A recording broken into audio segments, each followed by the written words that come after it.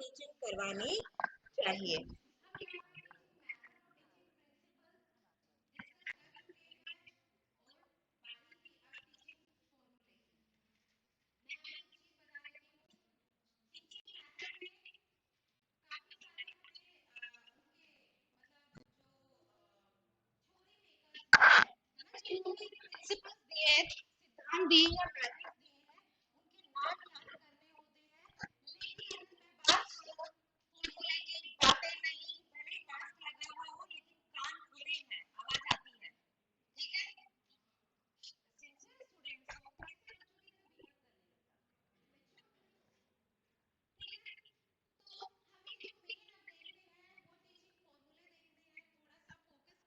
क्योंकि आप लोगों के लिए न्यू पार्ट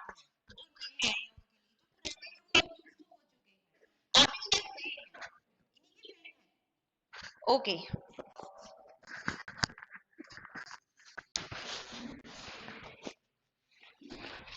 चलिए हेडिंग डाल लीजिए टीचिंग फॉर्मूले। अच्छा एक चीज याद रखना, टीचिंग फॉर्मूले में मैं एग्जाम्पल्स लेके आई हूं, एग्जाम्पल के साथ आपको करना है। जनरली जो अपने कंप्यूटर अनुदेशक के लिए जितने भी लोगों ने बुक्स निकाली हैं उन्होंने किसी ने भी फॉर्मूले नहीं दिए हैं, जबकि टीचिंग फॉर्मूले हैं वो एग्जाम्पल से ही पूछे जाते हैं। डायरेक्टली आपसे टीचिंग फॉर्मूला नहीं पूछेगा कि ज्ञात से अज्ञात का मेथड क्या होता है, ठीक है। आपसे इस तरीके से क्वेश्चन ना पूछ के वो आपसे एग्जाम्पल बेस्ड क्वेश्चन पूछेगा। तो इसलिए मैं हर एक फॉर्मूले के साथ एग्जाम्पल जरूर करवाऊंगी और आपको एग्जाम्पल लिखने भी हैं, ठीक है। क्योंकि अभी आपके लिए ये सब्जेक्ट इतना यूज टू नहीं है कि आप इसके फॉर्मूले से समझ पाओ, तो आपके लिए उनका होना जरूरी है आपकी नोटबुक में रिटन फॉर्म में, ठीक है। बहुत इजी लैंग्वेज में होंगे, बहुत ही समझने वाले होंगे, जो आपको आसानी से समझ आ जाएंगे। तो टीचिंग फॉर्मूले हम किस लिए यूज करते हैं? टीचिंग फॉर्मूले इसलिए यूज किए जाते हैं ताकि हमारा जो टीचिंग है उसे इजी बनाया जा सके, उसे प्रभावी बनाया जा सके, उसे ऐसा इतना सरल बनाया जा सके, उसके साथ ऐसे एग्जाम्पल्स का यूज किया जा सके जिसे आप इजीली समझ पाए, ठीक है। टीचिंग का भी एक फॉर्मूला होता है, टीचिंग मेथड वो तरीका होता है, टीचिंग फॉर्मूले वो तरीका, उसको हम एक फॉर्मूले की फॉर्म में करके रख देते हैं, और जो प्रिंसिपल्स होते हैं वो एक पाथ होता है कि अब इस फॉर्मूले को फॉलो करने के लिए हमें किस तरीके से चलना होगा। ये तीनों एक दूसरे से इंटरकनेक्टेड होते हैं। तो सबसे पहले हेडिंग डाल लीजिए टीचिंग फॉर्मूले, है ना, टीचिंग फॉर्मूला।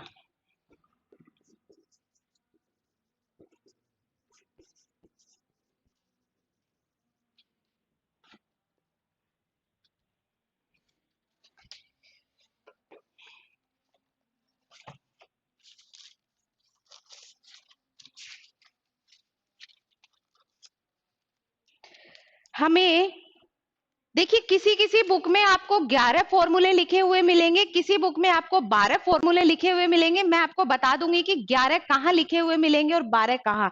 अगर हम स्टैंडर्ड बुक की बात करें तो वहां 11 ही मिलेंगे, अगर अपने कंप्यूटर अनुदेशक की बुक्स की बात करें तो वहां 12 लिखे हुए हैं। क्यों लिखे हुए हैं 12, वो मैं आपको बता दूंगी। क्योंकि दो फॉर्मूले हैं जो एक ही है, उसके अन्य नाम से, अन्य नाम तो उन्होंने दोनों अलग अलग करके बता दिए हैं, लेकिन जैसे ही आप उसे पढ़ोगे आपको समझ आ जाएगा कि दोनों एक ही हैं। तो हमारे कंप्यूटर अनुदेशक वाले ऑब्वियसली वो इतने एक्सपीरियंस्ड नहीं है, साइकोलॉजिकल जिन्होंने थ्योरी पे रिसर्च किया है उनके जितने तो नहीं है, उन्होंने बस मैटर को कलेक्ट किया है और आपके सामने प्रेजेंट किया है। इसलिए जहां 12 मिल जाए तो ये मत सोचना कि मैम ने 11 क्यों लिखवाए हैं, मैं मेंशन कर दूंगी कि 11 किस वजह से लिखवाए गए हैं। तो सबसे पहले देखिए इसकी थ्योरी मैंने आपको बता दी कि शिक्षण सूत्र है ना, शिक्षण सूत्र किस लिए होते हैं? आपके शिक्षण को प्रभावी बनाने के लिए, ताकि आप उन फॉर्मूले का उपयोग करते हुए आप चीजों को समझ पाए। धीरे धीरे जैसे आपने टीचिंग मेथड पढ़ा, टीचिंग प्रिंसिपल पढ़ा, आपको पता था कि आपके टीचिंग में वो चीजें अप्लाई हो रही थी, लेकिन आपको ये नहीं पता था कि इनके नाम भी होते हैं। तो सबसे पहले लिखिए टीचिंग फॉर्मूला या शिक्षण सूत्र। ये इसकी थ्योरी जो साइकोलॉजिकली पेडागोजी में दी गई है वो है, लेकिन आपको लैंग्वेज की फॉर्म में मैं बड़े ही आराम से समझा दूंगी। लिखिए, शिक्षण प्रक्रिया में विशेष विधियों का शिक्षण प्रक्रिया में विशेष विधियों का ज्ञान कराते हैं। ठीक है, शिक्षण फॉर्मूला क्या करते हैं? शिक्षण विधियों में, वो शिक्षण प्रक्रिया में विशेष विधियों का ज्ञान कराते हैं। शिक्षण प्रक्रिया में विशेष विधियों का ज्ञान कराते हैं, जिन्हें ध्यान में रखकर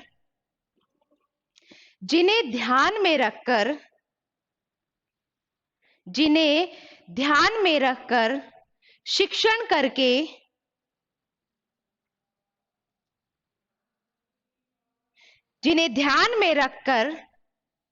करके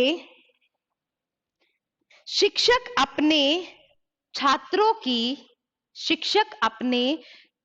की उपलब्धि में गुणात्मक सुधार करते हैं। शिक्षक अपने छात्रों की उपलब्धि में गुणात्मक सुधार करते हैं। एक होता है मात्रात्मक और एक होता है गुणात्मक, क्वांटिटेटिव और क्वालिटेटिव। मतलब आपकी एजुकेशन को इनके माध्यम से आपके एजुकेशन में क्वालिटी ऐड की जाती है। क्या किया जाता है भाई? क्वालिटी ऐड की जाती है, मतलब उसकी गुणवत्ता बढ़ा दी जाती है।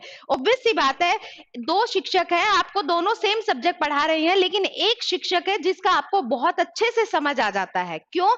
क्योंकि उनका टीचिंग मेथड, उनके टीचिंग प्रिंसिपल्स, उनके टीचिंग फॉर्मूला है जो आपके माइंड के अकॉर्डिंग चल रहे हैं, आपको समझते हुए चल रहे हैं। उससे आपको चीजें अच्छे से समझ आएंगी, प्लस आपकी क्वालिटी इंप्रूव होगी, आपकी लर्निंग क्वालिटी इंप्रूव होगी, क्योंकि टीचिंग से ही आप लर्न करते हैं, आपके अंदर अधिगम आता है और वही बताता है कि आपकी क्वालिटी कैसी है, आपने कितने अच्छे से उस चीज को समझा है और सीखा है। तो ये क्या करते हैं टीचिंग फॉर्मूले? एक तरीके से आपकी शिक्षण, मतलब आपकी जो लर्निंग स्किल है उसमें क्वालिटी ऐड कर देते हैं, उसकी गुणवत्ता में वृद्धि कर देते हैं। सिंपल सी इतनी बात है। लेकिन भाषा है, चूंकि लिखवानी भी पड़ेगी थोड़ी बहुत। ठीक है, यहां तक कोई डाउट है? अच्छा, इसके उद्देश्य लिखिए। अधिगम के क्षेत्र में, अधिगम होता है लर्निंग। जो नए हैं उन्हें नहीं पता, और जो पुराने हैं वो इस वर्ड से यूज टू हो चुके हैं। लर्निंग का अर्थ होता है, वो अधिगम का अर्थ होता है लर्निंग, मतलब सीखना। तो देखिए इसके उद्देश्य क्या होते हैं। अधिगम के क्षेत्र में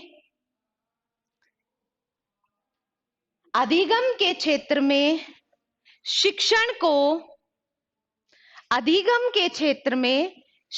को प्रभावी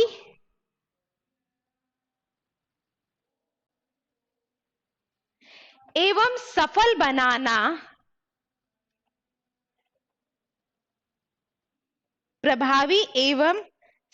बनाना और छात्रों को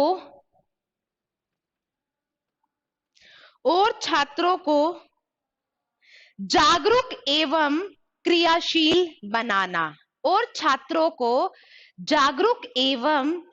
क्रियाशील बनाना। ठीक है, छात्रों को जागरूक एवं क्रियाशील बनाना। ये सारे वर्ड्स हम पहले भी यूज कर चुके हैं। ये सारे वर्ड्स हम, कि भाई हमारा शिक्षण है वो प्रभावी बने, इंटरेस्टिंग बने, ताकि आप उसे सीखे। मेरा जो काम है, जो मैं आपको सिखाने आई हूं, वो सफल हो जाए, आप सीख पाए, आप जागरूक भी रहे, आप अवेयर भी रहे। कि देखिए हमने कल एक चीज पढ़ी थी कि शिक्षक और शिक्षार्थी दोनों को ही विषय वस्तु का ज्ञान होना चाहिए। इसका मतलब है कि आपको शिक्षक, मुझे भी जागरूक होना चाहिए, प्लस आपको भी पता होना चाहिए कि क्या आप पढ़ने आए, और मुझे पता होना चाहिए कि मैं आपको क्या पढ़ाने आई हूं। आपको ये चीज पता, मुझे ये चीज पता होनी चाहिए कि जो मैं पढ़ाने आई हूं क्या वो आप तक पहुंच पा रहा है, और आपको ये पता होना चाहिए कि जो हम तक आना है क्या वो हम तक प्रॉपर आ पा रहा है, और अगर आ रहा है तो उसे हमें प्रैक्टिकली कहाँ यूज करना है। जब आप उसके प्रैक्टिस करते हैं, आप उसे प्रैक्टिकल लाइफ में अप्लाई करती हैं, तो वही आपका क्या हो जाता है? क्रियाशील। मतलब आप उसे क्रिया में ले आते हैं, आप उसको अपने कार्य में यूज करते हैं। आप प्रैक्टिस करें या उसे प्रैक्टिकल करके देखें, दोनों ही क्या होते हैं, क्रियाशील होते हैं।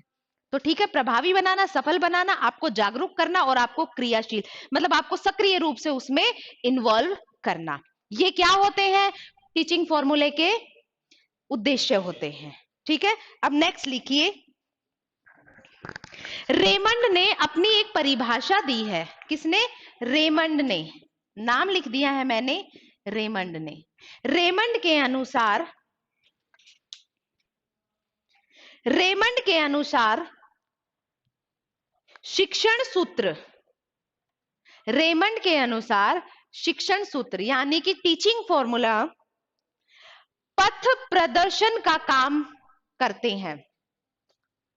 किसका काम करते हैं, पथ प्रदर्शन, पथ प्रदर्शन, मार्गदर्शन, गाइड का काम करते हैं। मैंने लिखवाया था टीचिंग मेथड के सामने मार्गदर्शन का काम करते हैं। ठीक है, तो इन्होंने क्या कहा है, जो टीचिंग फॉर्मूले हैं वो पथ प्रदर्शन का काम करते हैं, जिसमें सिद्धांत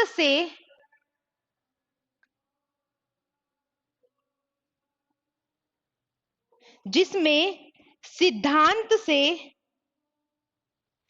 व्यवहार में सहायता के लिए,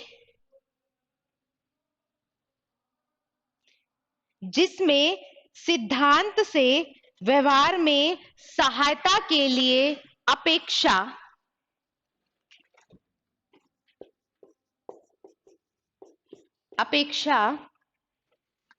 की जाती है,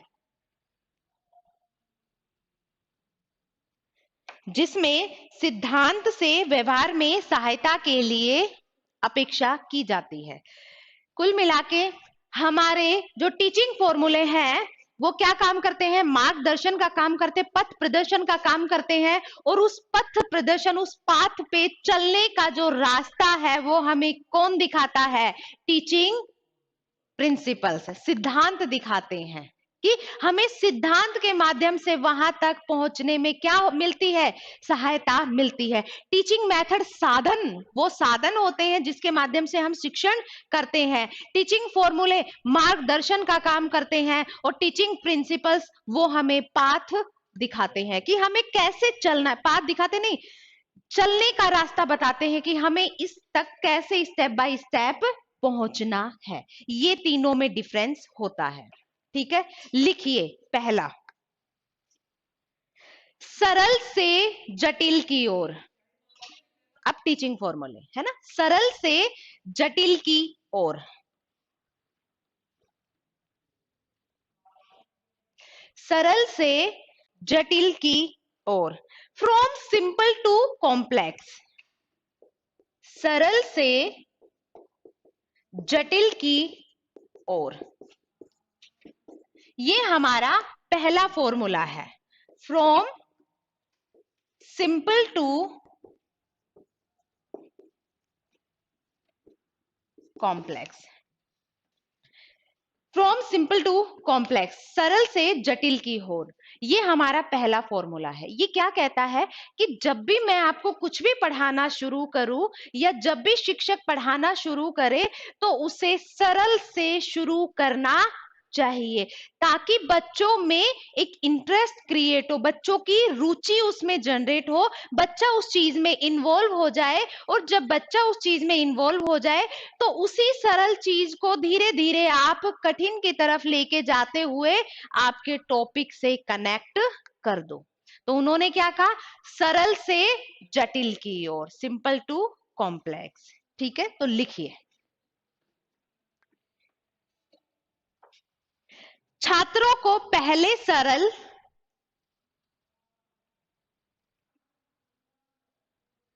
छात्रों को पहले सरल व फिर जटिल, छात्रों को पहले सरल व फिर जटिल बातों की जानकारी देनी चाहिए। छात्रों को पहले सरल व फिर जटिल बातों की जानकारी देनी चाहिए, जिससे जिससे पाठ व विषय वस्तु में जिससे पाठ व विषय वस्तु में उनका ध्यान लगा रहे व रुचि बनी रहे, जिससे पाठ व विषय वस्तु में उनका ध्यान लगा रहे व रुचि बनी रहे।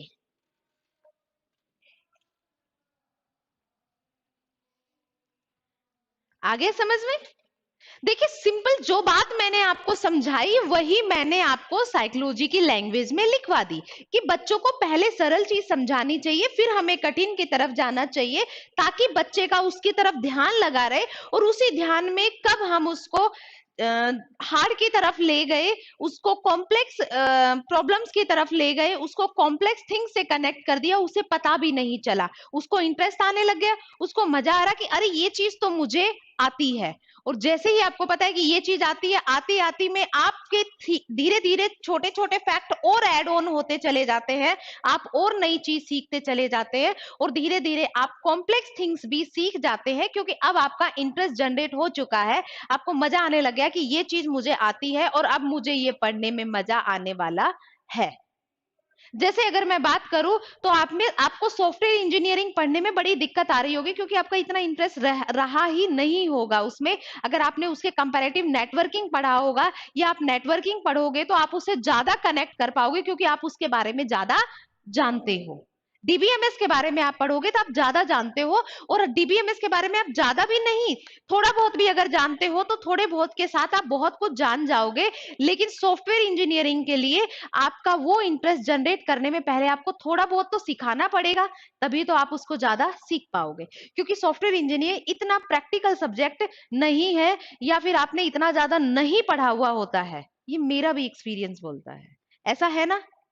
हकीकत यह है कि सॉफ्टवेयर इंजीनियरिंग आप में से ज्यादातर स्टूडेंट बस एक दो बार ही देखोगे, ज्यादा मजा नहीं, क्वेश्चन अटेम्प्ट हो गया तो ठीक है, नहीं हुआ तो नहीं सही, क्योंकि आपको उसमें इतना इंटरेस्ट क्रिएट हुआ ही नहीं है, क्योंकि वो आपके प्रैक्टिकल लाइफ से कनेक्टेड नहीं है, जिसे आप शुरुआत से इतना ज्यादा नहीं जानते, जितना कि आप सी लैंग्वेज में प्रोग्रामिंग में कर पाएंगे, फंडामेंटल में कर पाएंगे, नेटवर्किंग में कर पाएंगे, डीबीएमएस में कर पाएंगे, इतना आप इसमें नहीं कर पाएंगे।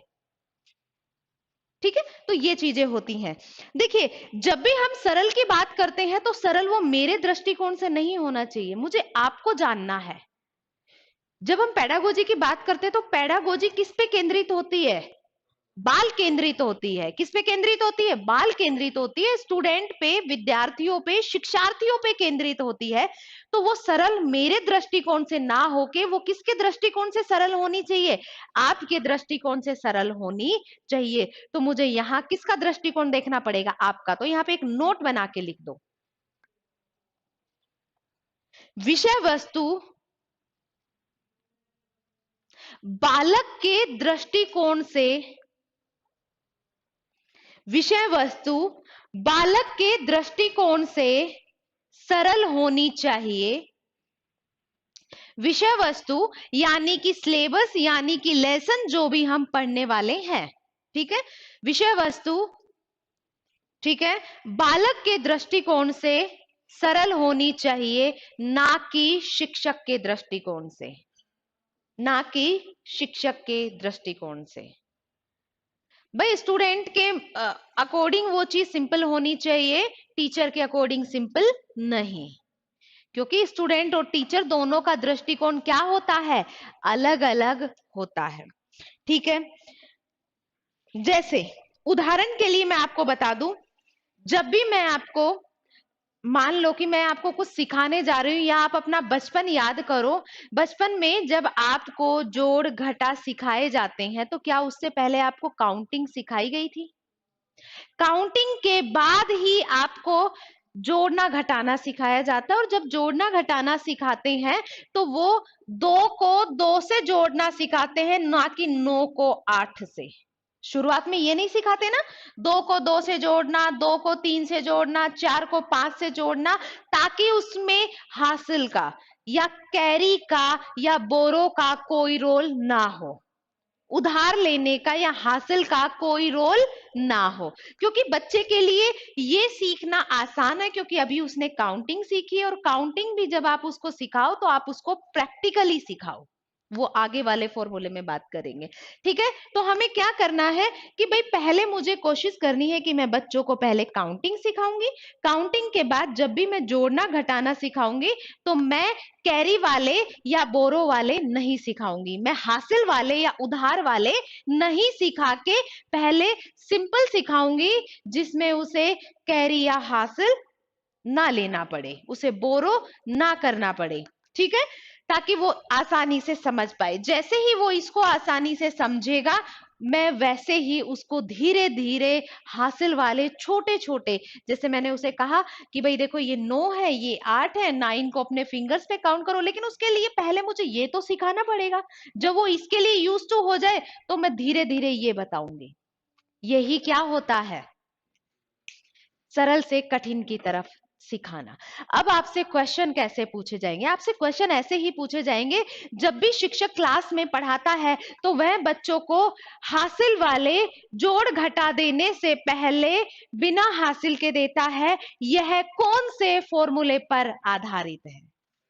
अब समझ आ गया कि मैं आपको एग्जाम्पल क्यों लिखवा रही हूं, क्योंकि एक एग्जाम्पल आपके लिए प्रेजेंटेशन का काम करेगा, आपको देखते ही चीज समझ आ जाएगी। ये क्वेश्चन रीट में, सीटेट वगैरह में जहां पे भी आए हैं, वहां से मैं आपको क्वेश्चन पिक करके एंड में जरूर सॉल्व करवाऊंगी। ठीक है, यहाँ पे मैं तरीका बताते हुए जा रही हूं, तो लिखिए उदाहरण।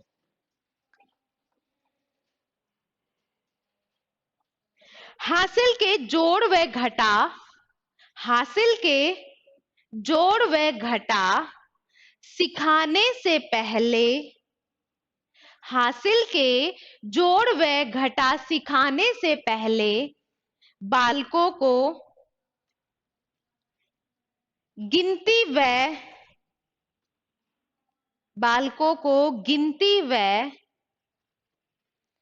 साधारण जोड़ घटा सिखाना चाहिए। बालकों को साधारण जोड़ व घटा सिखाना चाहिए।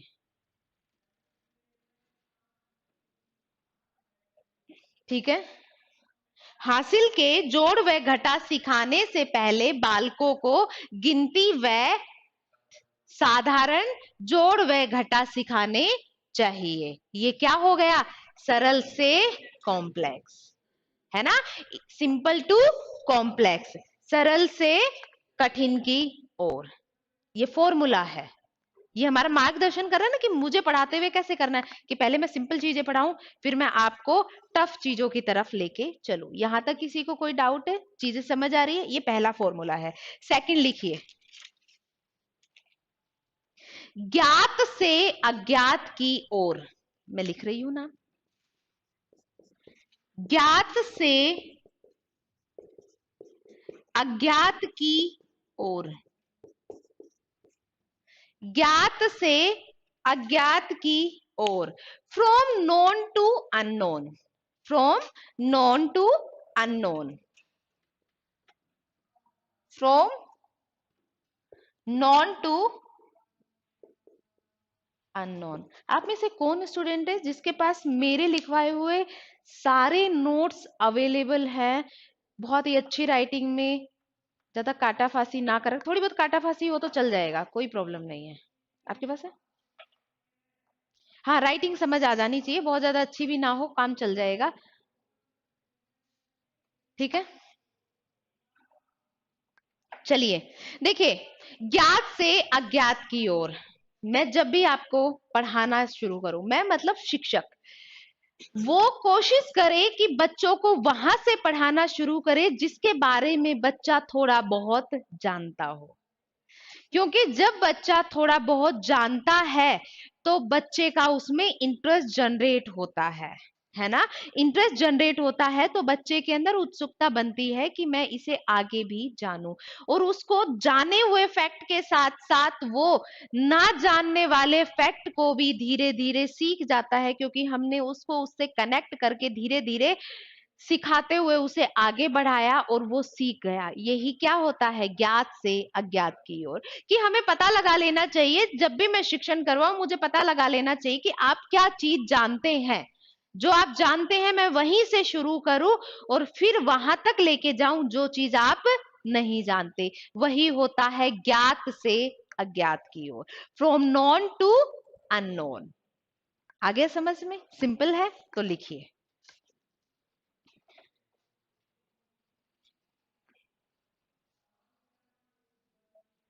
सबसे पहले शिक्षक को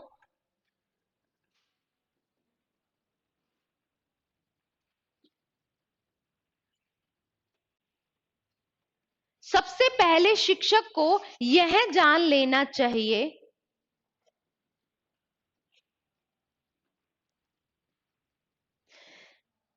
कि बालक को कितना ज्ञान है या ज्ञात है।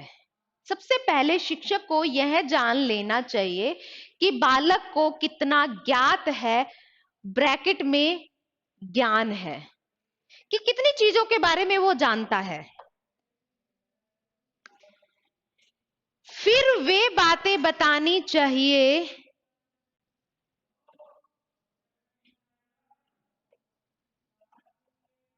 जिन्हें वह जानता है। फिर वे बातें बतानी चाहिए जिन्हें वह मतलब बालक जानता है। वह की जगह बालक जानता है, क्योंकि बालक अपने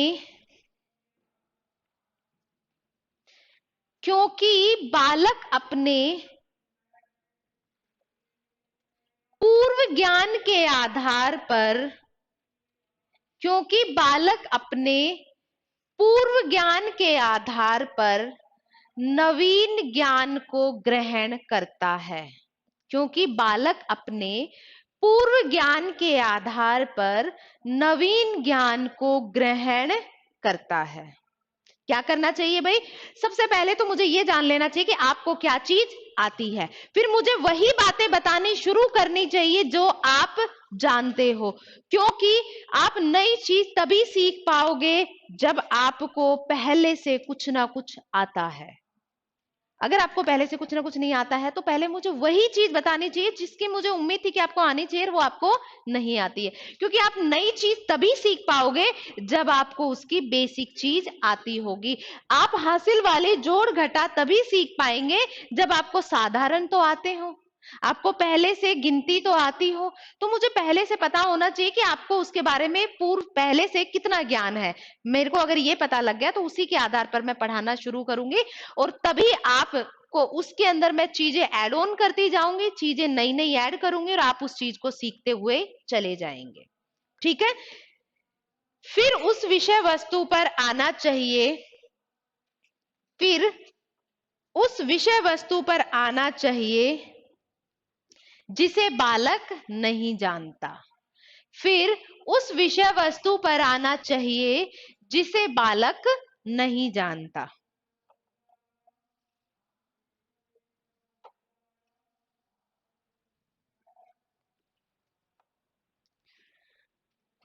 जैसे जब भी हम जैसे एग्जाम्पल मैं समझा देती हूं पहले। जब भी मैं आपको व्याकरण पढ़ाऊंगी हिंदी या इंग्लिश, मैं आपको सबसे पहले अक्षरों का ज्ञान करवाऊंगी। किसका ज्ञान करवाऊंगी, अक्षरों का। मुझे पहले से पता तो होना चाहिए कि क्या आप अक्षर जानते हो। अक्षर के बाद ही तो मैं आपको शब्द बनाना सिखाऊंगी। अगर आप शब्द बनाना जानते हो तो शब्द बनाते हुए तभी तो मैं आपको वाक्य बनाना सिखाऊंगी, और अगर वाक्य बनाना आप जानते हो तभी तो मैं आपको व्याकरण से कनेक्ट करूंगी वाक्यों को लिखते हुए। आपने देखा होगा ना, जब आपको बचपन में पढ़ाया जाता है तो सबसे पहले अक्षर अक्षर जब आपको आते हैं तो अगली क्लास में आपको अक्षर फिर से सिखाते हुए आपको शब्द बनाना सिखाया जाता है। अगली क्लास में आपको शब्द बनाने आते हैं, तब भी आपको शब्द बनाते हुए आपको वाक्य बनाना सिखाया जाता है। और जब आपको वाक्य बनाने आ जाते हैं तो आपको वाक्य तो बनाने सिखाते ही हैं, और वाक्यों के साथ साथ आपको फिर ग्रामर से कनेक्ट करने लग जाते हैं। तो यही क्या हो गया, ज्ञात से अज्ञात की ओर लेके जाना। लिखिए उदाहरण।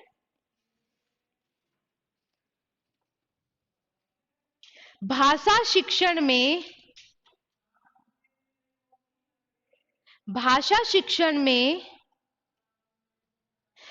लैंग्वेज टीचिंग है ना। भाषा शिक्षण क्या हो गई? Language teaching. भाषा शिक्षण में वर्णमाला की जानकारी, भाषा शिक्षण में वर्णमाला की जानकारी कराते समय प्रत्येक वर्ण से संबंधित, भाषा शिक्षण में वर्णमाला की जानकारी कराते समय प्रत्येक वर्ण से संबंधित वस्तु की जानकारी करावे। प्रत्येक वस्तु की जानकारी करावे।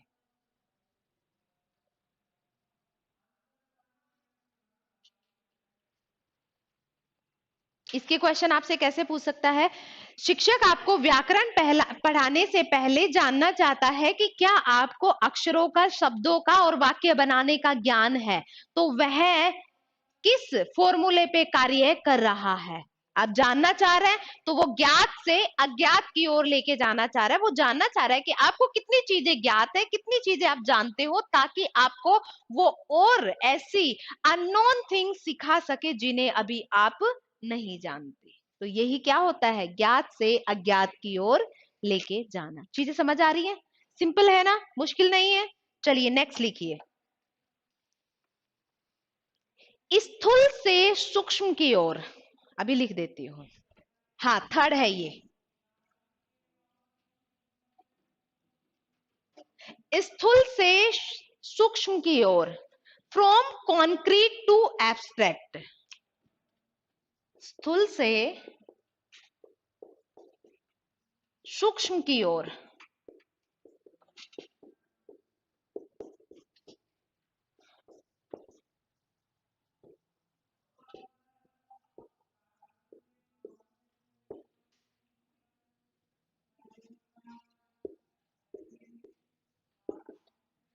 From concrete to abstract.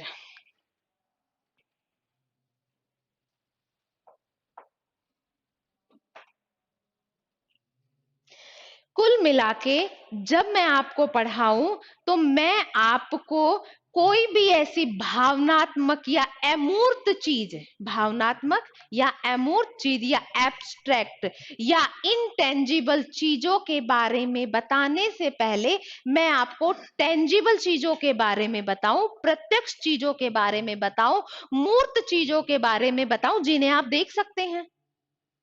पहले मैं आपको मूर्त चीजों के बारे में, प्रत्यक्ष चीजों के बारे में या टेंजिबल थिंग्स के बारे में बताऊं, फिर उसके बाद मैं आपको अमूर्त चीजों के बारे में बताऊं या इंटेंजिबल चीजों के बारे में बताऊं, या फिर मैं आपको अप्रत्यक्ष चीजों के बारे में बताऊं। यही क्या होता है? स्थूल से सूक्ष्म की ओर। क्या होता है? स्थूल से सूक्ष्म की ओर। तो लिखिए।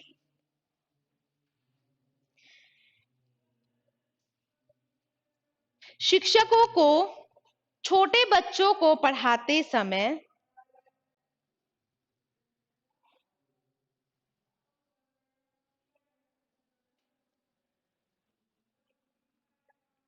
शिक्षकों को छोटे बच्चों को पढ़ाते समय प्रारंभ में केवल मूर्त वस्तुओं का, मूर्त मैंने आपको बता दिया, टेंजिबल,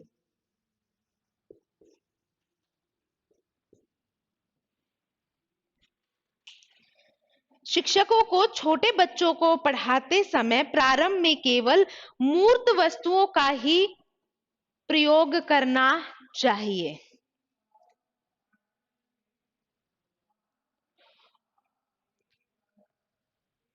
मूर्त वस्तुओं का प्रयोग करना चाहिए और उनकी सहायता से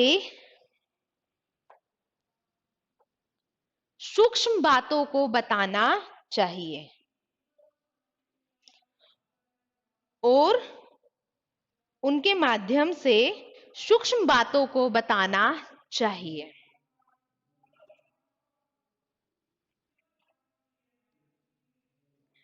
अच्छा, सूक्ष्म से इसको, इसका स्थूल से सूक्ष्म की ओर, इसका अन्य नाम भी है मूर्त से अमूर्त की ओर, है ना? मूर्त से अमूर्त की ओर, इसी का अन्य नाम है। मूर्त से अमूर्त की ओर। टेंजिबल थिंग्स से हमें इनटेंजिबल थिंग्स की तरफ पहुंचना चाहिए। जैसे एग्जाम्पल देती हूं, मैं आपको समझाती हूं।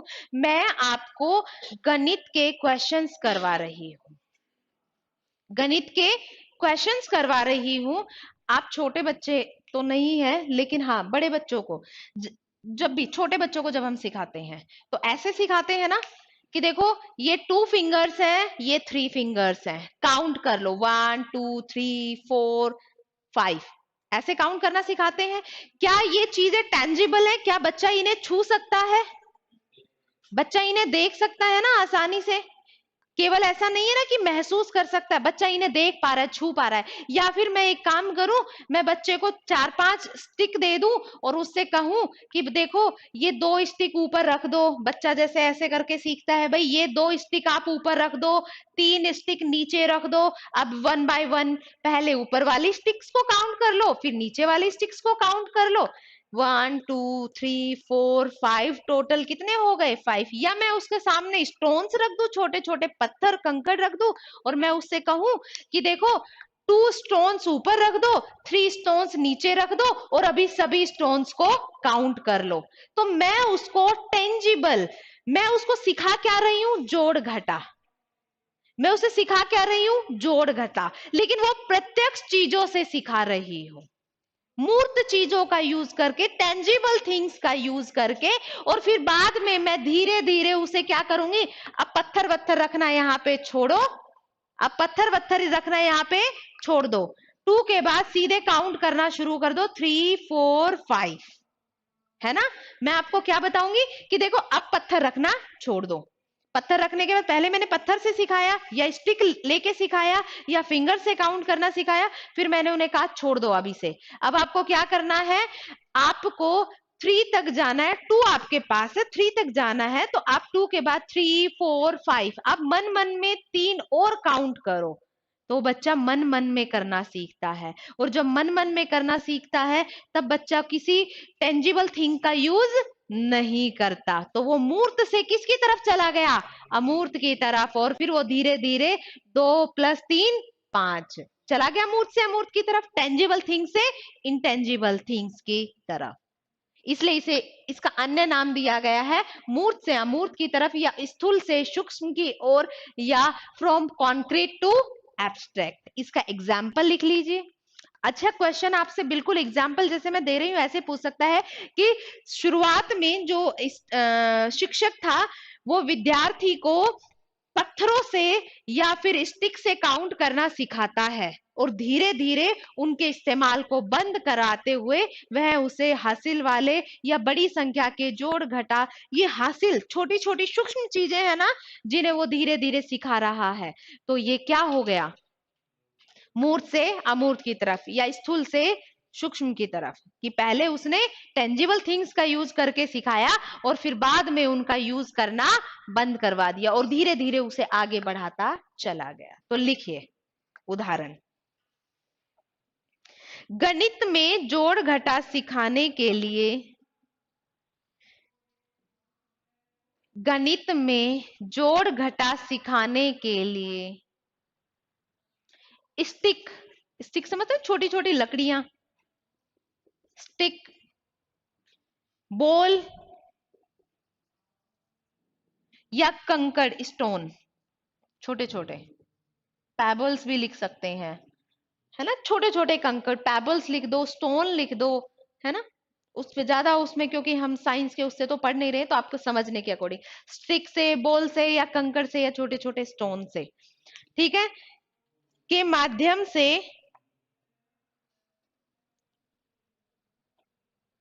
सिखाना। अच्छा, क्या लिखवाया मैंने?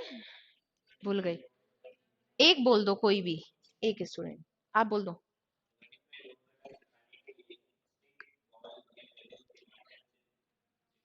के माध्यम से नहीं, का प्रयोग करना चाहिए।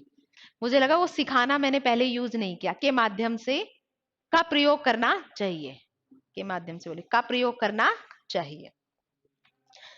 देखिए हर्बर्ट स्पेंसर ने यहां पे एक थ्योरी दी कि हमारा जो पाठ है, जो हम सीखना शुरू कर रहे हैं, उसकी शुरुआत स्थूल से होनी चाहिए। ठीक है, उसकी शुरुआत किससे होनी चाहिए? स्थूल से होनी चाहिए। और फिर धीरे धीरे हमारे पाठ का जो अंत है वो किस तक होना चाहिए? सूक्ष्म से होना चाहिए। हमें टेंजिबल थिंग से या मूर्त चीजों से सिखाना शुरू करना चाहिए और फिर हमें अमूर्त की तरफ लेके जाना चाहिए। ठीक है, तो लिख दीजिए हर्बर्ट स्पेंसर।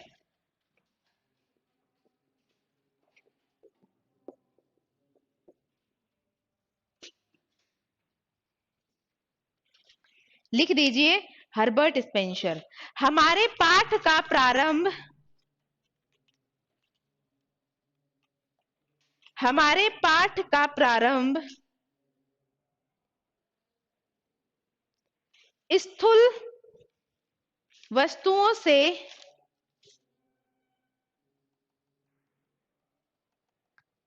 शुरू करके, हमारे पाठ का प्रारंभ स्थूल वस्तुओं से शुरू करके सूक्ष्म बातों से उसका अंत होना चाहिए। हमारे पाठ का प्रारंभ स्थूल बातों से शुरू होकर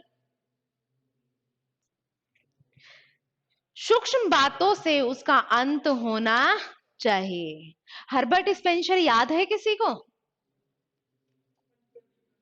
पंचपदीय प्रणाली दी थी नियोजन के लिए, है ना। नियोजन में भी, प्लानिंग में भी पंचपदीय प्रणाली का यूज किया जाता है। पंचपदीय प्रणाली किसके द्वारा दी गई थी? हर्बर्ट स्पेंसर के द्वारा, जिसके अंदर 5 पदों का यूज किया गया था। उसके अंदर बताया नहीं जाता अभ्यास वगैरह, बाद में उन चीजों को आप भाई अलग लेवल तक लेके जाते हैं, 5 लेवल होते हैं। तो हर्बर्ट स्पेंसर ने यहाँ पे भी चीजों को कनेक्ट करते रहा करो, है ना। हमने कल टीचिंग प्रिंसिपल्स पढ़े थे, उसमें नियोजन वाला, प्लानिंग वाला पार्ट पढ़ा था और उसमें हर्बर्ट स्पेंसर का यूज हुआ था। शिक्षण विधि में हमने यूज किया था ये हर्बर्ट स्पेंसर का, उसी में तो पंचपदीय प्रणाली बताई गई थी और उसी का ही यूज हमने कल किसमें किया था? नियोजन में, प्लानिंग में किया था, है ना। नियोजन प्रिंसिपल में किया था, प्लानिंग वाले सिद्धांत में किया था। तो चीजों को कनेक्ट करो और याद रखो, जब कनेक्ट करोगे तभी याद रख पाओगे। ठीक है, एक दूसरे से नाम इनके रिपीट होते रहेंगे।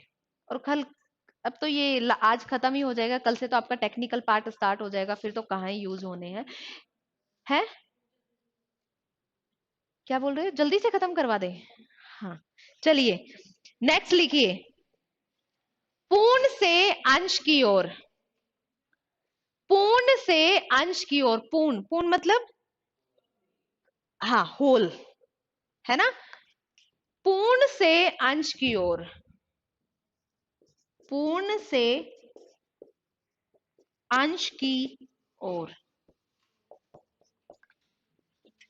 From whole to part, from whole to part.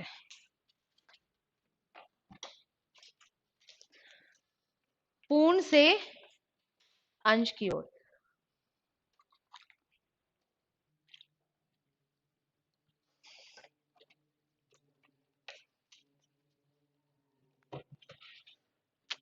जब भी हम किसी भी वस्तु के बारे में जानते हैं ना, पहले उस पूरी के बारे में हम जानते हैं, बाद में उसके अंशों के बारे में जानते हैं। एग्जाम्पल, पेड़, आपने पहले जान लिया ये पेड़ है, आपने पहले जान लिया कि ये पेड़ है, बाद में आपको पता चलेगा कि पेड़ के अंदर तना भी होता है, जड़ें भी होती हैं, पत्तियां भी होती हैं, टहनियां भी होती हैं। उसके छोटे छोटे अंश के बारे में आप बाद में जानते हो, उसके संपूर्ण के बारे में आप पहले जान जाते हो। आपको भले ही उसके अंशों के बारे में ज्ञान ना हो, आपको नहीं पता कि ये कॉपी है आपकी, जो नोटबुक है वो किससे बनी हुई है, लेकिन आप नोटबुक के बारे में जानते हो कि ये नोटबुक है। बाद में आप उसके कवर, पेपर, पेन, पेपर, जो इसमें लाइनिंग या जो भी है उसके बारे में, उसके छोटी छोटी चीजों के बारे में आपको ज्ञान बाद में होता है।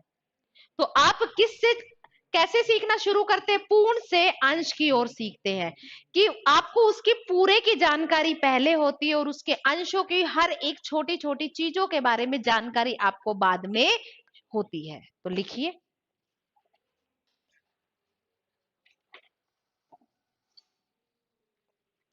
ये जो फॉर्मूला है कहां से लिया गया है?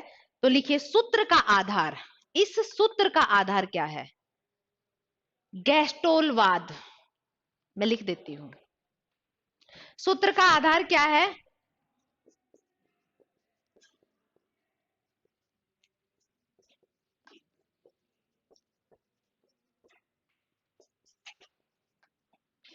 गैस्टोलवाद, अवयवीवाद। क्या है भाई ये? गैस्टोलवाद, अवयवीवाद। ये जो फॉर्मूला है ये कहां से लिया गया है? गैस्टोल के सिद्धांत से लिया गया है। ठीक है। गैस्टोल मनोवैज्ञानिक के अनुसार, गैस्टोलवाद मनोवैज्ञानिक के अनुसार, गैस्टोलवाद मनोवैज्ञानिक के अनुसार हम किसी वस्तु को, हम किसी वस्तु को उसके पूर्ण रूप में ही देखते हैं। गैस्टोलवाद वैज्ञानिक के अनुसार हम किसी वस्तु को उसके पूर्ण रूप में ही देखते हैं।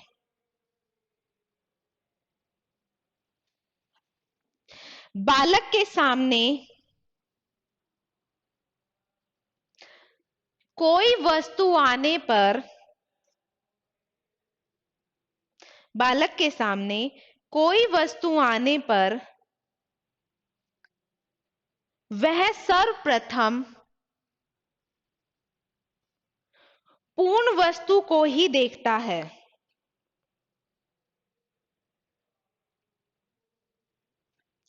पूर्ण वस्तु को ही देखता है, जानता है और समझता है।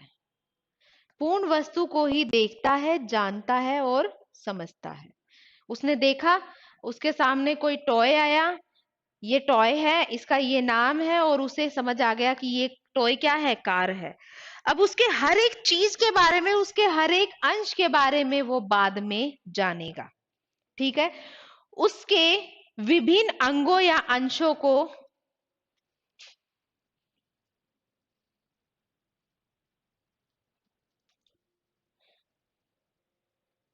उसके विभिन्न अंगों या अंशों को नहीं जानता।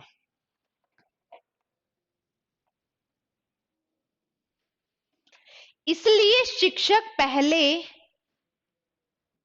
इसलिए शिक्षक पहले पूर्ण को बताए, फिर अंशों को बताए।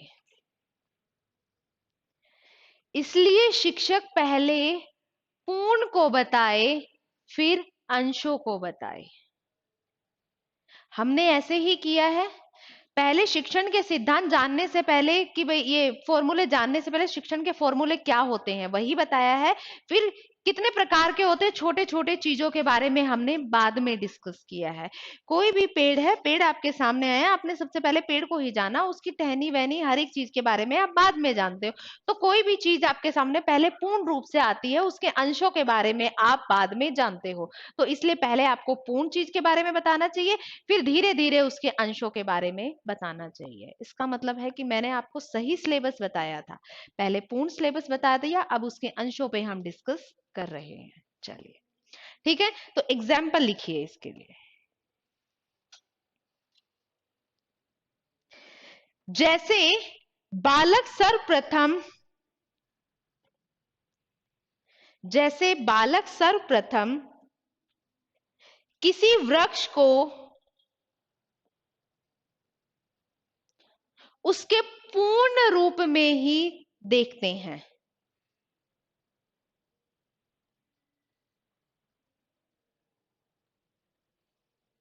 जैसे बालक सर्वप्रथम किसी वृक्ष को उसके पूर्ण रूप में ही देखते हैं, उसके अलग अलग भागों के बारे में नहीं जानते,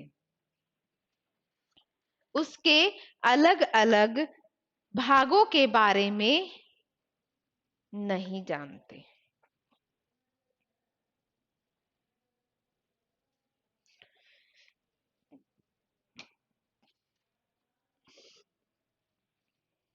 चीजें समझ आ गई?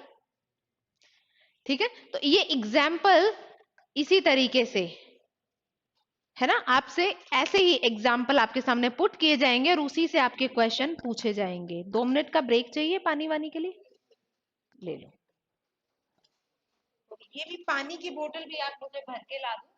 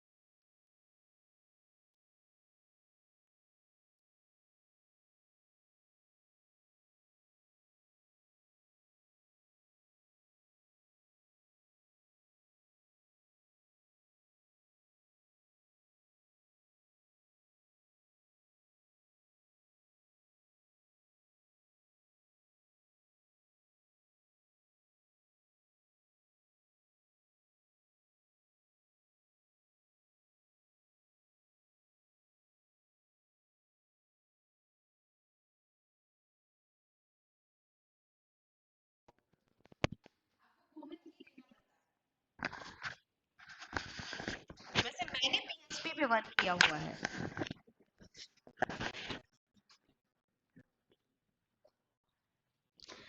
चलिए, धीरे धीरे सरकारी नौकरी से मोह उठ जाएगा आप लोगों का, जब आपको चीजें करनी आ जाएंगी। ये हकीकत है। बैंक की नौकरी छोड़ने का सिर्फ एक रीजन यही था कि आप बैंक पीओ जब क्वालिफाई किया था तो आपकी 12 घंटे की जॉब हो जाती है, पता है आपको? आपकी 12 घंटे की जॉब होती है टिल द एक्सेस, जब तक कि पूरा मनी एक्सेस नहीं होगा। पीओ तो मतलब जो मैनेजर है वो तो जा ही नहीं सकता ब्रांच से, उसे वहीं रहना पड़ेगा। सबसे पहले खोलना भी उसे ही पड़ेगा, तो मतलब चौकीदारी भी वही करता है।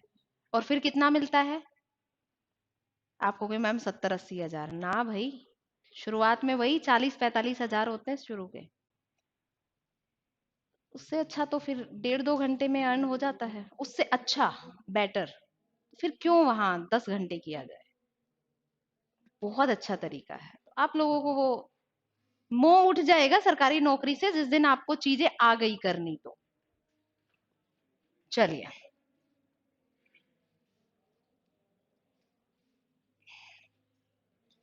ये तो लॉकडाउन था जिसने सारी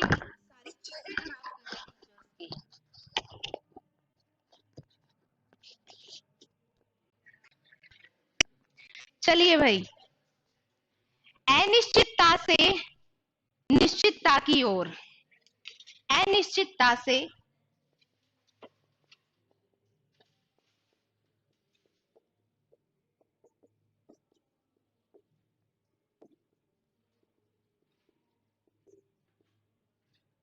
फ्रॉम indefinite टू डेफिनेट।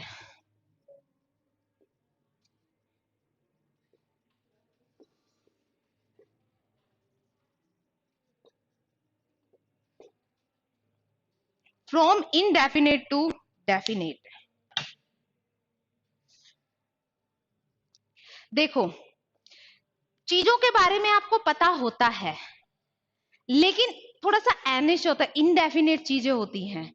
उन चीजों को एक निश्चित क्रम में ज्ञान के रूप में बस आप तक पहुंचा दिया जाए। चीजों के बारे में तो आप जानते हो, लेकिन वो अनिश्चित है। मतलब आपको उनका प्रॉपर फॉर्मेट नहीं पता कि इन्हें कलेक्टिवली या किसी भी चीज, जैसे ये सारी चीजें आप जानते थे। बस मैंने आपको कि भाई ये फॉर्मूला है, ये इस तरीके से होता है, आपको एक पर्टिकुलर फॉर्मेट में ज्ञान दे दिया। वही क्या है? निश्चित। ये बच्चों तक जा पा रही होगी लाइन? ये नहीं जा रही होगी आवाज? चलिए लिखिए, प्रारंभिक अवस्था में,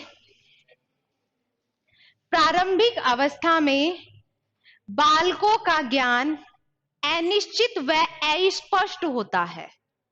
प्रारंभिक अवस्था में बालकों का ज्ञान अनिश्चित व अस्पष्ट होता है। मतलब वो ज्ञान अस्पष्ट होता है, उसे पता नहीं होता। एक तरीके से रो जो डेटा होता है उसको इंफॉर्मेशन बनाना है ना, उसी की तरीके से अनिश्चित को निश्चित बनाना। प्रारंभिक अवस्था में बालकों का ज्ञान अनिश्चित व अस्पष्ट होता है। ठीक है, इसलिए शिक्षकों को चाहिए कि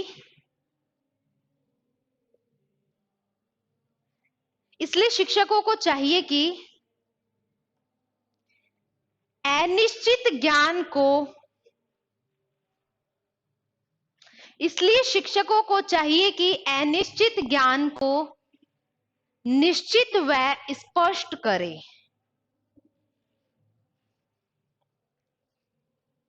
इसलिए शिक्षकों को चाहिए कि अनिश्चित ज्ञान को निश्चित व स्पष्ट करें तथा गलत जानकारी व धारणाओं को, गलत जानकारियों व गलत धारणाओं में भी सुधार करें। गलत जानकारियों व गलत धारणाओं में भी सुधार करें।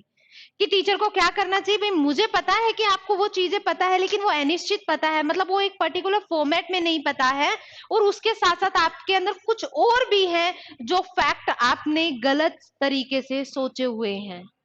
जैसे बचपन में पेंसिल के छिलके से रबड़ बनाना है ना। तो मैं आपको जब थोड़ा सा ईवीएस का पार्ट पढ़ाती रहूं बच्चों को, तो मुझे बता देना चाहिए कि बच्चों, पेंसिल और दूध, पेंसिल के छिलके और दूध से रबड़ नहीं बनता है। रबड़ बनता तो है लकड़ी से ही, लेकिन ये वो लकड़ी नहीं होती है। वो रबड़ के पेड़ अलग से होते हैं, और उसमें जो दूध जैसा निकलता, बनता दूध से ही है, लेकिन वो उस पेड़ का दूध होता है। ठीक है, उसको कलेक्ट करके रबड़ बनाया जाता है, और वो भी फैक्ट्री में प्रोसेस्ड होता है, आपकी तरह नहीं बनता है। उसे बहुत सारे केमिकल से प्रोसेस्ड किया जाता है, फिर वो रबड़ बनता है। ठीक है, तो बच्चों के मन में बहुत सारी गलत धारणाएं होती हैं, है ना। तो उन सब चीजों को और उन जानकारियों को भी सही कर देना चाहिए, वरना बाद में कहीं पे पेपर लिख रहा और कहते रबड़ बनाने की विधि, तो वो रबड़, वो ईवीएस वाला रबड़ बनाने की विधि नहीं लिख के आएगा, वो अपने पेंसिल से रबड़ बनाने की ही विधि लिख के आएगा। तो ये गलत धारणाएं और जानकारियां होती है, जिन्हें क्या करना चाहिए, सही करना चाहिए। देखो उसको ज्ञान तो है इतना कि बनता तो लकड़ी से ही है, पेड़ से ही बनता है। उसको ये भी पता है कि दूध से बनता है, ये भी जानकारी सही है। तो बस उसे सही बताना है कि पेड़ का ही दूध होता है और वो रबड़ की ही लकड़ी होती है। ठीक है, तो वो सारी चीजें, हाँ लकड़ी से ही दूध निकलता है, उसको कलेक्ट करके फिर बनाया जाता है। तो यही चीजें होती हैं। तो लिखिए उदाहरण, किसी देश प्रदेश, ये उदाहरण है, इनके उदाहरण लिखवा रही हूं ना। किसी देश प्रदेश, स्थल व वहां की,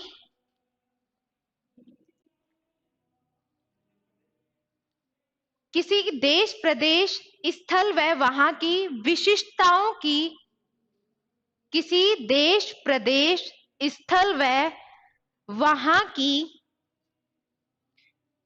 विशिष्टताओं से संबंधित, विशिष्टताओं से संबंधित छात्रों के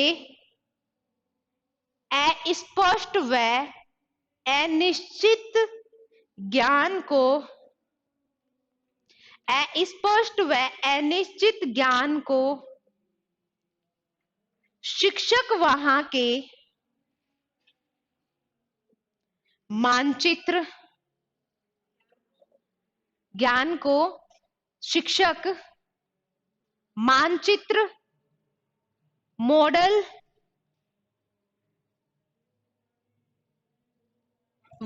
चित्रों व चार्ट के माध्यम से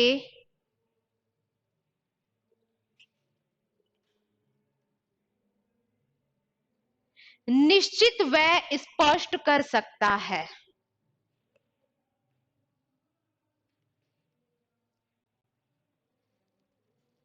मानचित्रों, चित्रों, चार्ट, मॉडल के माध्यम से वहां की विशिष्टताओं को निश्चित व स्पष्ट कर सकता है। जैसे आपने ज्योग्राफी कभी नहीं पढ़ी, नहीं पढ़ी ना राजस्थान की, तो आप सिर्फ इतना जानते हो कि एक राजस्थान है, एक स्टेट है जिसके अंदर जिले हैं। कुछ जानते होंगे कि कितने जिले हैं, 33 जिले हैं।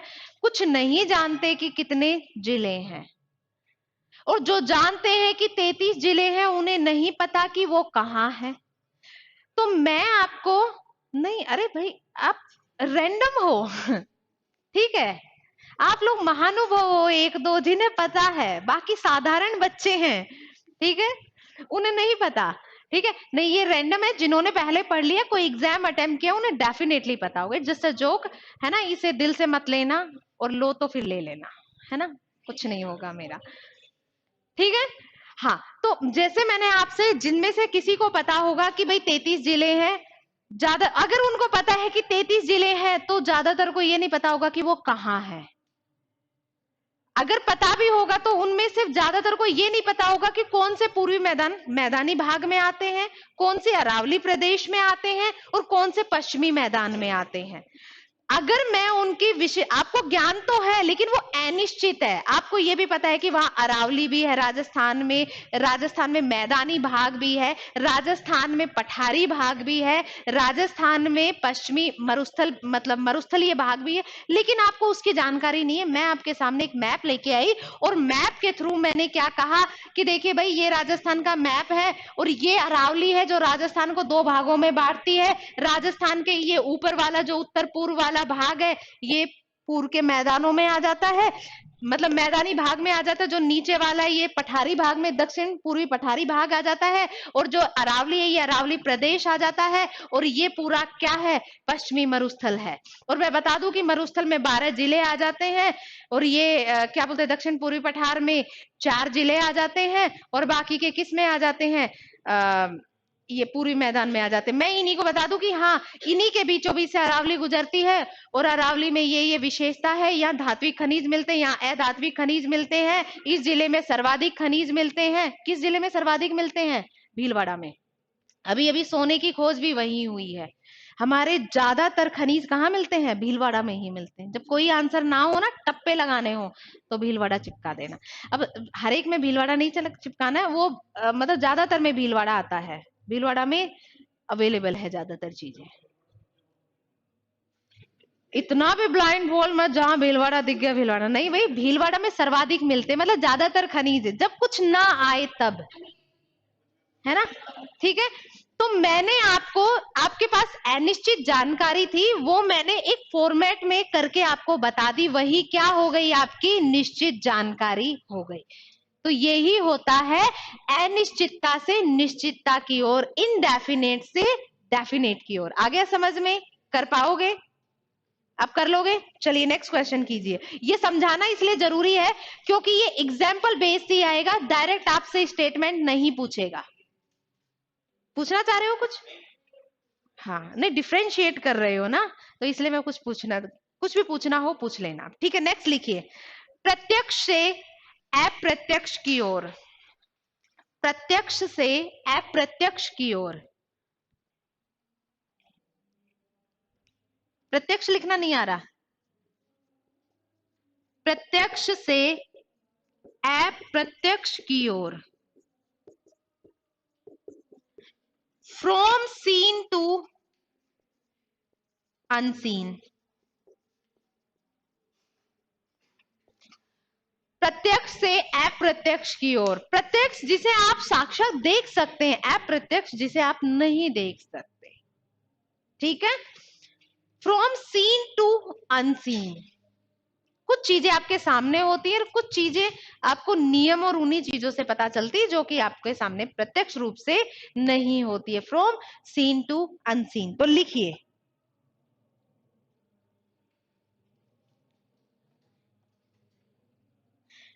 इसी को ही अन्य किस नाम से? प्रत्यक्ष से प्रमाण की ओर। जब भी आप, इसका अन्य नाम क्या है? प्रत्यक्ष से प्रमाण की ओर। प्रत्यक्ष से प्रमाण की ओर, प्रत्यक्ष से प्रमाण की ओर।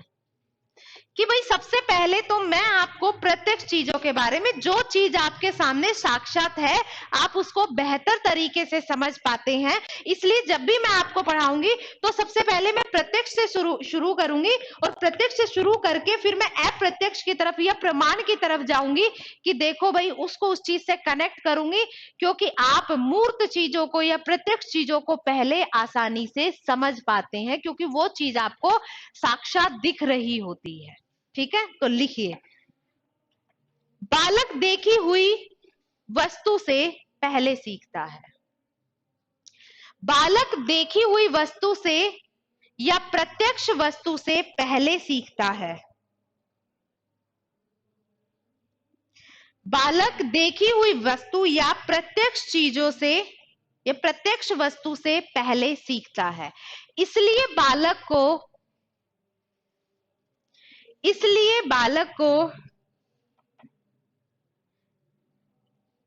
प्रत्यक्ष साधनों के बारे में बतलाकर, इसलिए बालक को प्रत्यक्ष साधनों के बारे में बतलाकर उसे अप्रत्यक्ष ज्ञान देना चाहिए। इसलिए उसे प्रत्यक्ष वस्तुओं के बारे में बतलाकर अप्रत्यक्ष ज्ञान देना चाहिए।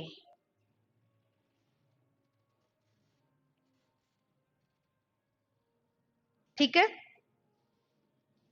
जिससे वह आसानी से समझ सके, जिससे वह आसानी से समझ सके, जिससे वह आसानी से समझ सके। उदाहरण, मैं आपको कोई भी चीज समझा रही हूं, उसके लिए मैं आपके सामने एक डायग्राम बना दूं, उसके लिए मैं आपके सामने एक मॉडल रख दूं, या मैं आपके सामने उसके लिए कोई चित्र प्रस्तुत कर दूं, तो आप उस चीज को क्या करोगे, बेहतर तरीके से समझ पाओगे। तो यही क्या होता है, अप्रत्यक्ष चीजों के बारे में बताने के लिए पहले मैं आपके सामने प्रत्यक्ष चीजें रखूं और फिर उससे कनेक्ट करके आपको वो चीजें समझाऊं। वही क्या होता है, प्रत्यक्ष से अप्रत्यक्ष की ओर, फ्रॉम सीन टू अनसीन, प्रत्यक्ष से प्रमाण की ओर। ठीक है, तो लिखिए। हाँ हाँ, तो मूर्त और अमूर्त की तरह हो गया, वही एक नहीं है ना ये। मूर्त और अमूर्त में क्या किया था हमने,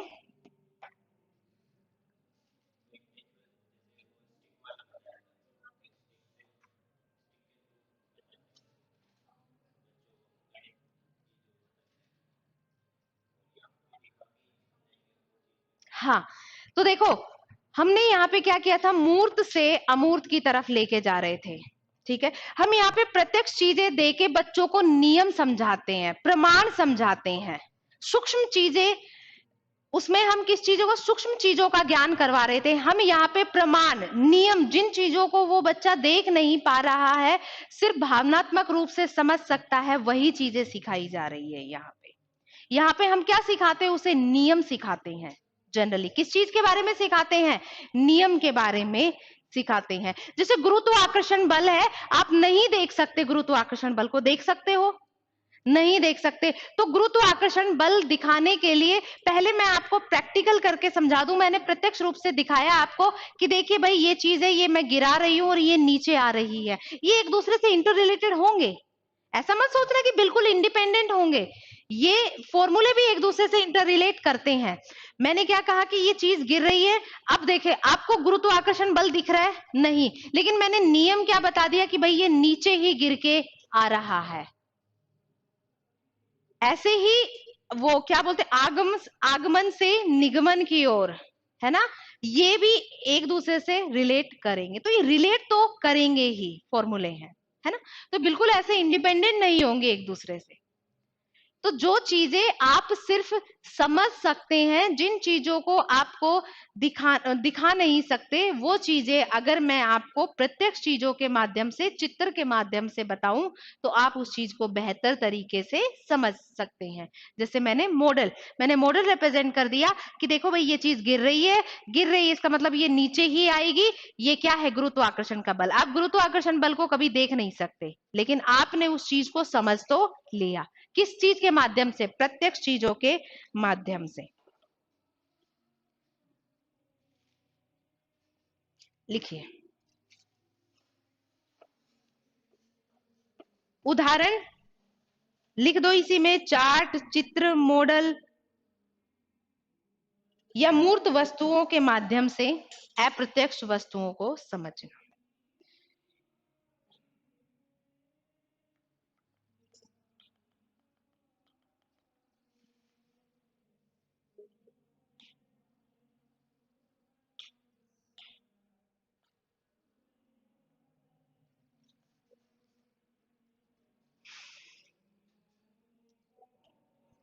नेक्स्ट लिखिए, विशिष्टता से सामान्य की ओर, विशिष्टता से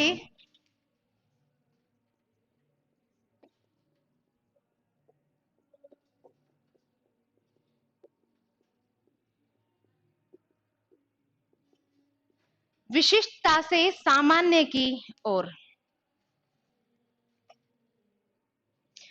from particular to general, from particular to general, from particular to general लिखने की जरूरत है।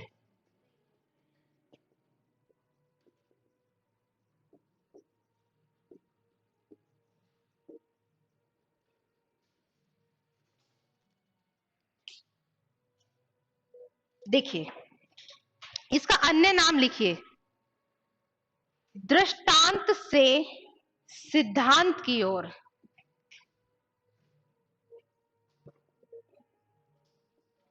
दृष्टांत से सिद्धांत की ओर।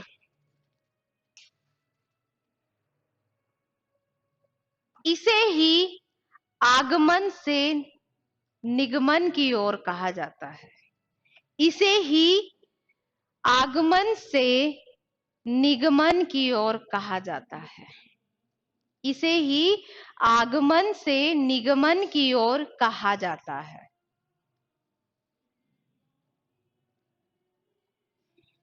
अब देखिए, आगमन निगमन मैंने विधि बताई थी, क्या होता है उसमें। आगमन में क्या करते हैं, पहले उदाहरण फिर उसका नियम। निगमन में क्या करते हैं, पहले नियम फिर उदाहरण। देखिए, मैंने आपको क्या कहा था कि कहीं पे आपको 11 फॉर्मूले मिलेंगे और कहीं पे आपको 12 फॉर्मूले। 11 फॉर्मूले वहीं मिलेंगे जहां पे विशिष्टता से सामान्य की ओर और आगमन से निगमन की ओर एक साथ दिया गया होगा। दोनों एक ही हैं, दोनों एक ही हैं एक दूसरे से, इनमें कोई डिफरेंस नहीं है, 0% का भी डिफरेंस नहीं, इसलिए इसे अलग रखने से कोई फायदा नहीं है। और जिनमें 12 दे रखे होंगे वहां पे एक जगह दे रखा होगा विशिष्टता से सामान्य की ओर और दूसरे में दे रखा होगा आगमन से निगमन की ओर, लेकिन ये एक दूसरे के पर्यायवाची ही है। ठीक है, लिखिए, बता दिया ना आगमन से निगमन की ओर क्या किया जाता है, पहले उदाहरण से नियम, नियम से फिर उदाहरण। निगमन में उल्टा हो जाता है आगमन का ही, जो कि हमने विधि में पढ़ा था।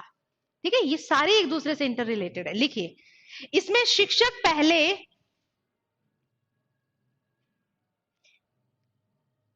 उदाहरण प्रस्तुत करता है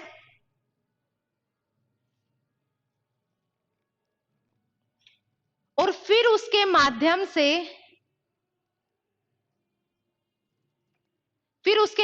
से निष्कर्ष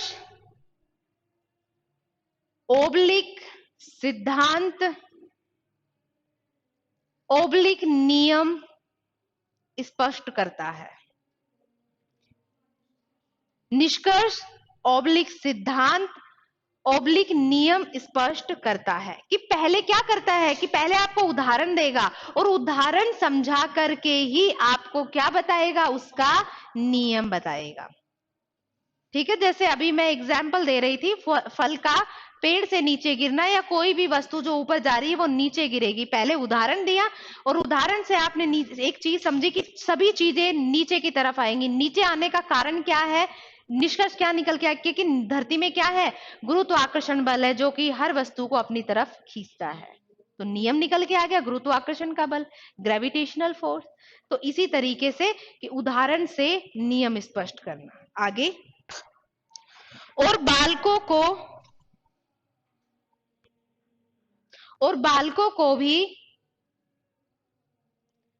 निष्कर्ष निकालने के लिए प्रेरित करना, और बालकों को भी निष्कर्ष निकालने के लिए प्रेरित करना।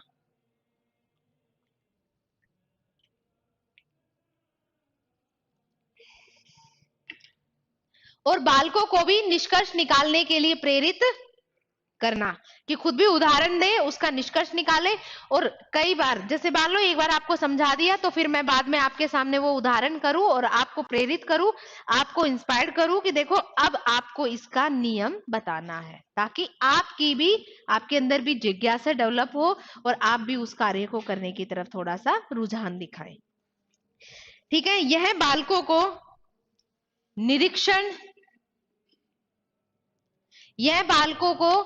निरीक्षण परीक्षण, यह बालकों को निरीक्षण, परीक्षण, चिंतन, यह बालकों को निरीक्षण, परीक्षण, चिंतन व विचार आदि के अवसर प्रदान करता है।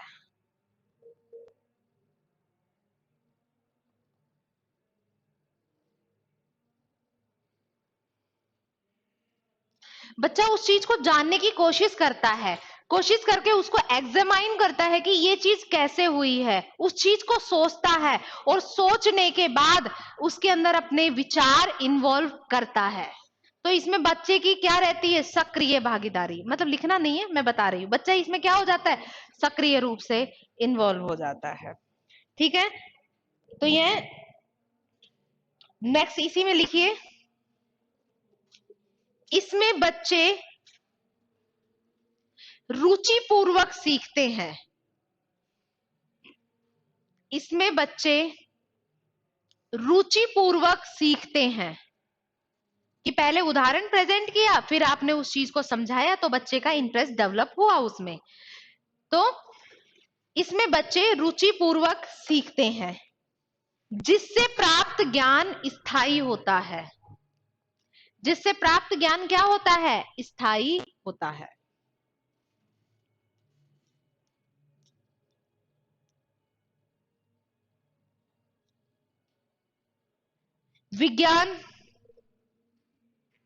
विज्ञान गणित आदि विषयों के लिए यह अधिक उपयोगी है। आपका पार्ट भी साइंस में ही आ जाता है ना? गणित विज्ञान आदि विषयों के लिए ये अधिक उपयोगी है।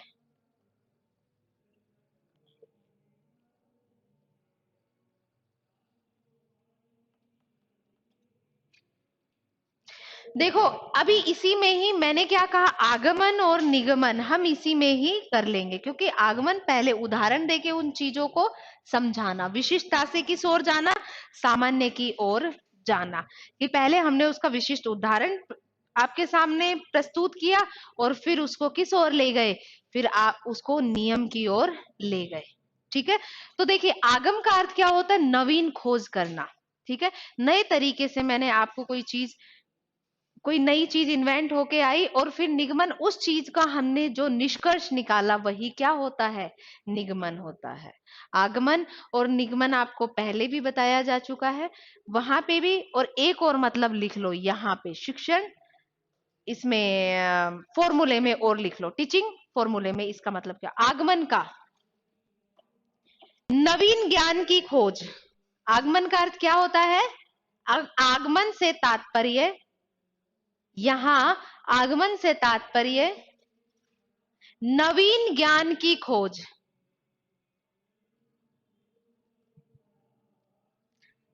नवीन ज्ञान की खोज। और निष्कर्ष का अर्थ क्या होता, निगमन का अर्थ क्या होता है? इन खोजों का, निगमन का अर्थ होता है इन खोजों का फल या निष्कर्ष होता है। इन खोजों का फल या निष्कर्ष होता है। ठीक है, कितने हो गए? 7 हो चुके, 8वां लिखिए, विश्लेषण से संश्लेषण की ओर। From analysis to synthesize. विश्लेषण से संश्लेषण की ओर, फ्रॉम एनालिसिस टू सिंथेसिस। विश्लेषण से संश्लेषण की ओर, विश्लेषण से संश्लेषण की ओर।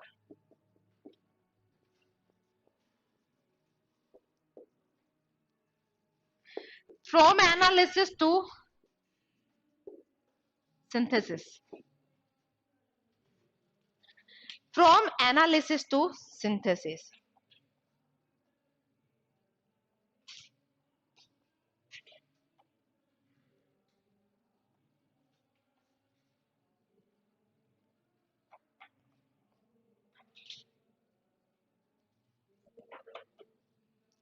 आपने किसी भी चीज को एनालिसिस किया और एनालिसिस करने के बाद उसको यूज करके देखा, यूज किया, सिंथेसाइज किया, उसका कहीं पे भी उसका उपयोग किया, वो क्या हो जाता है, आपके लिए स्थायी हो जाता है। हमने क्रियाशीलता में उसमें पढ़ा था ना, उसमें क्रियाशीलता में नहीं, ज्ञान में पढ़ा था, विश्लेषण से संश्लेषण, है ना। पहले उस चीज को, ज्ञान को हम एनालिसिस करते हैं और फिर उसको सिंथेसाइज करते हैं। ज्ञान में पढ़ा था, याद है? ज्ञानात्मक परिदृश्य नहीं है याद? बेंजामिन ब्लूम ने दिया था ज्ञानात्मक, भावात्मक और क्रियात्मक। ज्ञानात्मक में नहीं बताया था कि पहले उसको ज्ञान होता है, फिर उसको एनालिसिस करते हैं, फिर उसको सिंथेसाइज करते हैं। एनालिसिस मतलब आप उस चीज के अंदर, उस चीज को जाके एक तरीके से उसका विश्लेषण करना, उसके ऊपर अपनी, है, हाँ, जांचना परखना, उस चीज को देखना और फिर उस चीज को यूज कर लेना। ठीक है, फिर उस चीज को क्या कर लेना, यूज कर लेना, वो क्या हो जाता है, सिंथेसाइज हो जाता है। तो भूल गए आप लोग? सिर्फ एक ही स्टूडेंट को याद था कि बेंजामिन ब्लूम ने दिए थे, आपने 3 पक्ष दिए थे और उन्हीं तीनों पक्ष में शिक्षण आगमन के, है ना, वो अधिगम के, टीचिंग लर्निंग के 3 पक्ष दिए थे और उन्होंने कहा था कि तीनों पक्ष एक दूसरे के ऊपर इंटरडिपेंडेंट हैं और ये तीनों ज्ञानात्मक, भावात्मक और क्रियात्मक, और ये ज्ञानात्मक पक्ष में ये यूनिट्स थी। कुछ याद नहीं है, कर लेना जाके याद। मेरे हिसाब से यहाँ पे ये पेडागोजी पढ़ने के बाद तो आपको 15 मिनट लगेंगे उस चीज को रिवाइज करने में जाके। अब 15 मिनट भी नहीं होती, 15 मिनट में याद नहीं होती है। समझ तो यहाँ पे समझ के चले जाते हो ना, फिर क्या करना होता है, उसे एक बार पलट के देखना होता है। अगर अब जाके देखोगे तो आधा पौने घंटा ही लगने वाला है, लेकिन अगर हैंड टू हैंड देख लेते तो आज उस चीज को देखने में मात्र 5 मिनट लग रही होती। तो चीजें आप कंटिन्यूसली देखते रहो, वरना फिर इसमें ऐसा भी होगा 5-5 6-6 घंटे भी लगेंगे। ठीक है, चीजें बहुत सिंपल है, इतना प्रैक्टिकली करके बता रहे हैं। लिखिए, विश्लेषण का तात्पर्य, विश्लेषण का तात्पर्य तत्वों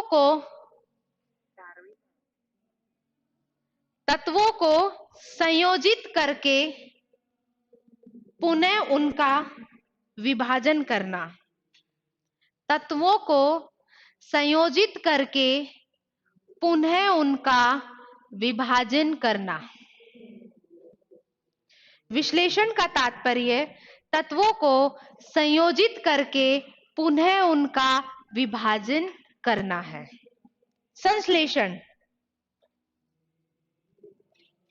अवयवों का परस्पर संबंध कायम करना। अवयवों का परस्पर संबंध कायम करना, उन्हें एक दूसरे से इंटर रिलेट करना।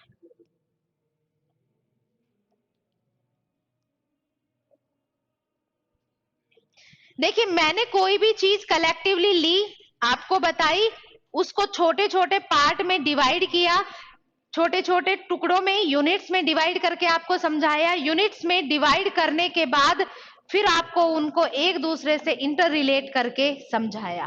पहले मैंने उसको संयोजित कलेक्टिव फॉर्म में समझाया, फिर आपको उनको यूनिट्स में डिवाइड करके समझाया, और यूनिट्स में डिवाइड करने के बाद मैंने आपको उन सभी यूनिट्स को एक दूसरे से इंटर रिलेट करके बताया।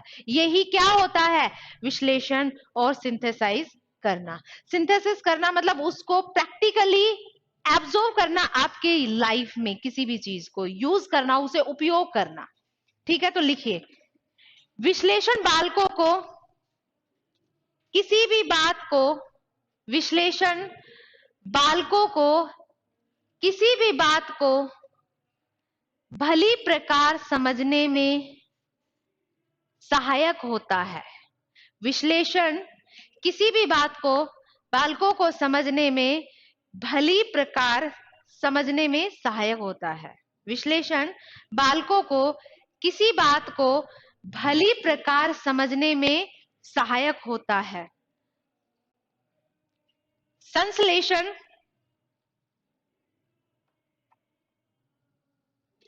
उस बात के ज्ञान को निश्चित करता है। संश्लेषण उस बात के ज्ञान को निश्चित करता है।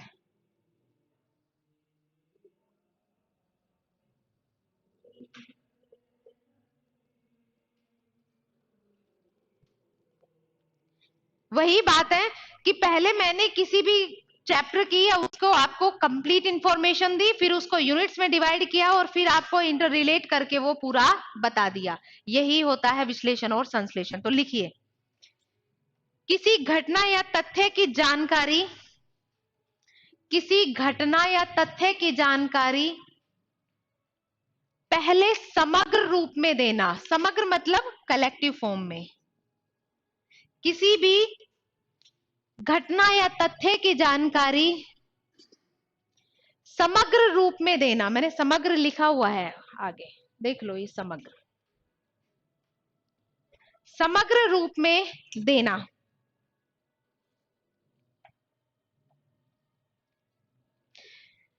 फिर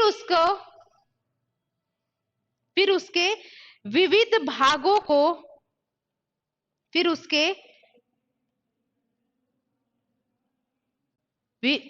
विविध भागों को व्याख्या व विश्लेषण द्वारा स्पष्ट करना। फिर उसके विविध भागों को व्याख्या व विश्लेषण द्वारा स्पष्ट करना।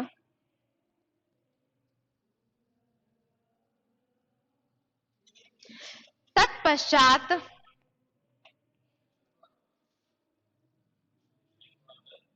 स्पष्ट करना। विश्लेषण द्वारा स्पष्ट करना। तत्पश्चात उन भागों को जोड़कर, तत्पश्चात उन भागों को जोड़कर, ब्रैकेट में लिख लो, इंटर रिलेट करके,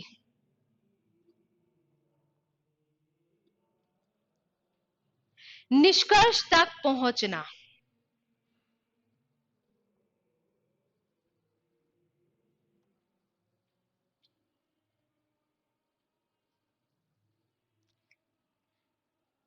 हम विधि पढ़ी थी हमने और सिद्धांत में भी पढ़ा है। याद है आपको इकाई प्रणाली, विनेटिका प्रणाली? क्या करते हैं उसके अंदर? सिलेबस को यूनिट्स में डिवाइड कर देते हैं। बस उसी का ही पार्ट है। क्या किया है इसने? पहले उसको समग्र रूप में, पहले उसको कलेक्टिव फॉर्म में बताया कि ये चीज क्या है, फिर उसको यूनिट्स में डिवाइड किया, यूनिट्स के माध्यम से बताया, और फिर सभी यूनिट्स को एक दूसरे से इंटर रिलेट करके कि भाई ये कहना क्या चाहता है, पूरी यूनिट कहना क्या चाहती है, उसके निष्कर्ष तक पहुंचना। वही क्या होता है? Analysis and synthesis. ठीक है। शिक्षण में विश्लेषण और संश्लेषण दोनों आवश्यक होते हैं। शिक्षण में विश्लेषण और संश्लेषण दोनों आवश्यक होते हैं।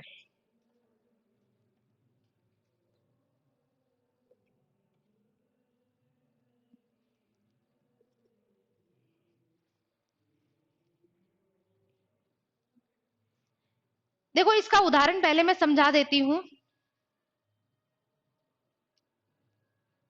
मुझे राजस्थान के जिलों के बारे में आपको जानकारी बतानी है, तो पहले मैं राजस्थान के बारे में बता दूं। राजस्थान जिला है, वो राज्य है, कौन सा इसका कैपिटल सिटी है, कितना इसका क्षेत्रफल है, फिर उसके बारे में मैं इसकी विशिष्ट बातों पे आती जो कि मुझे बतानी है जिला वगैरह के बारे में। मैं जिला वगैरह के बारे में बताऊं और फिर मैं लास्ट में इसका एक निष्कर्ष निकाल के आपको संपूर्ण राजस्थान के बारे में हर चीज को इंटर रिलेट करके बता दूं। पहले तो मैं अलग अलग डिस्ट्रिक्ट के बारे में बताऊं। अलग अलग डिस्ट्रिक्ट को जब मैं इंटर रिलेट करूंगी तो एक पश्चिमी मरुस्थल का भाग आ जाएगा, पूर्वी मैदान का भाग आ जाएगा, फिर एक भाग आ जाएगा दक्षिण पूर्वी मैदान का, और फिर एक भाग आ जाएगा अरावली का।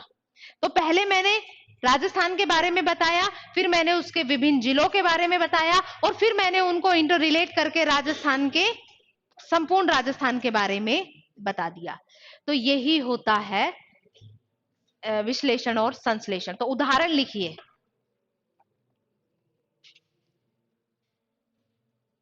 छात्रों को यदि राजस्थान के विभिन्न जिलों की जानकारी देनी है, छात्रों को यदि राजस्थान के विभिन्न जिलों की जानकारी देनी है, तो पहले सर्वप्रथम राजस्थान के बारे में, सर्वप्रथम राजस्थान, आप सिर्फ राजस्थान के बारे में मत लिखो, सिर्फ राजस्थान ही लिखो, सर्वप्रथम राजस्थान, फिर उसके सभी जिलों की स्थिति और विशेषताएं, फिर उसके सभी जिलों की स्थिति एवं विशेषताएं एवं विशेषताओं की जानकारी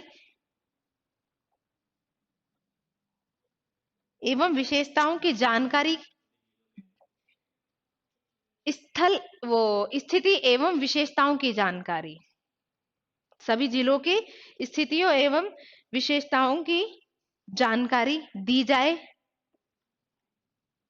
और अंत में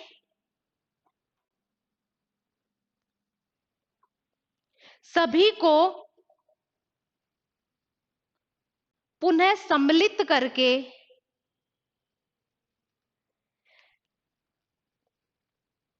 राजस्थान की जानकारी दी जाए।